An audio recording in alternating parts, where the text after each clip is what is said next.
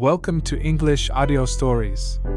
Here, you'll improve your English by listening to engaging stories, fairy tales, and fascinating tales from around the world. Sit back, relax, and let's dive into today's story. If you are a poor farmer and you only have one cow, it is important that it doesn't get sick. Because if it does, and you need to get a vet to come and see it, that can be very expensive. But if you are afraid that your cow will die, then you must send for the vet, even if it is the festive season and Christmas was only 2 days ago. 2 days after Christmas, a Zulu woman and her schoolboy son sat waiting for me to finish my morning's clinic in Ondini. She wanted me to visit her old mother's cow, which had a calf waiting to be born. But for 2 days now, the calf would not come out, and the poor cow was getting very tired. "We have heard that you are a good vet," the woman said to me. So, off we went. The schoolboy in the front of my pickup to show me the way, and the woman and my assistant, Mbambo, in the back. An hour of driving on bad roads full of holes, and after that on dirt tracks. Then we stopped at an old empty kraal. "Where's the cow?" I asked the boy. "We walk a bit," he said. So we took my vet's black bags and we walked, past other kraals with their fields and their fruit trees, and many of them with huts not lived in and falling down. We walked over rocks and by the side of rivers, and after about 45 minutes, we came to a lonely kraal. There were 3 white huts, a clean, tidy yard, and there, under the fruit trees, was the poor old cow, looking very, very tired. They brought out 2 nice wooden chairs with colorful seats from the middle hut. I put my black bags on them, but first I said hello in the proper Zulu way to Granny, who owned the cow. Inkosi Kazi, I called her. She was a very small woman, but she was the head of her family in the kraal. Then I looked at the cow and found that the calf was still alive and very, very big. So, with Mbambo helping me, I put the cow to sleep and did a cesarean. When I finished, there was a crowd of about 50 people watching, men standing, older women sitting on the ground, children sitting in the fruit trees. Now the bull calf was trying to stand on his feet and shaking his head from side to side. Someone brought a chair for Granny to sit on. "We must talk about money. Is business now," she called out so everyone could hear. "Well," I said, "you nearly had a dead cow and a dead calf. But I came and got the calf out, and so now they are both alive, not so?" She agreed, and 50 other people agreed too.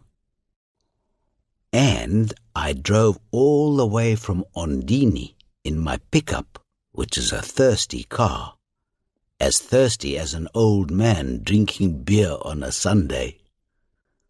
Smiles and laughter And if you take good care of this calf, and he grows into a strong young bull, when he is a year old, at the market in Ondini, they will pay you 1,500 rands for him.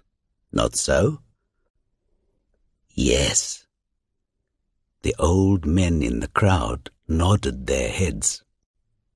And the cow, she is old and tired, and the flies are very bad this summer. But if she lives, next autumn you can sell her for over 2,500 rands.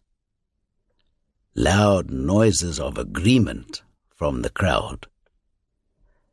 So then, Inkosikazi, my work has given you about 4,000 rands that you didn't have before.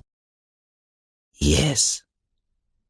So, how about we go halves, and I take 2,000 rands?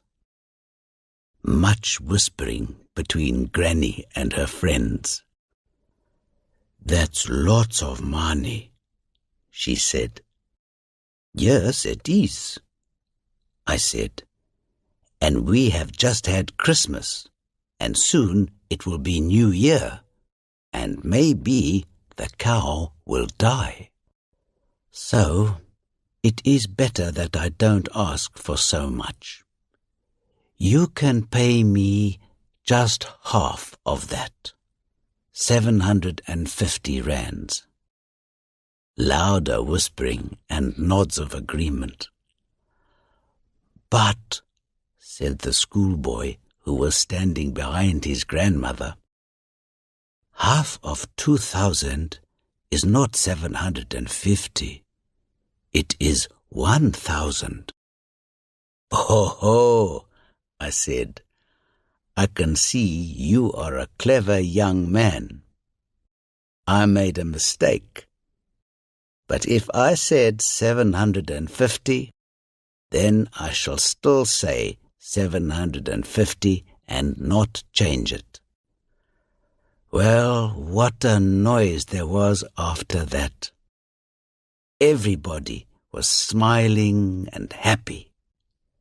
Granny pulled out a great big handful of 200 rand notes, and she gave 4 of them to me, with her other hand open upwards next to the giving hand, in the proper Zulu way. I took the money from her with my 2 open hands side by side, in the proper Zulu way, counted the notes and said, Inkosikazi, you have given me too much. She stood up and said, Keep the 50. It is for your assistant, Mbambo. Man, the season of goodwill is amazing. Then we walked back for an hour, mostly uphill, with a long line of helpers carrying my bags.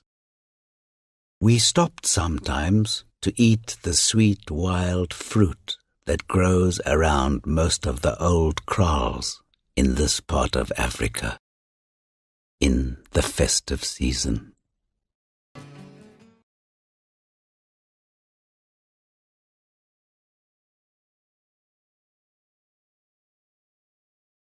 Thank you for listening.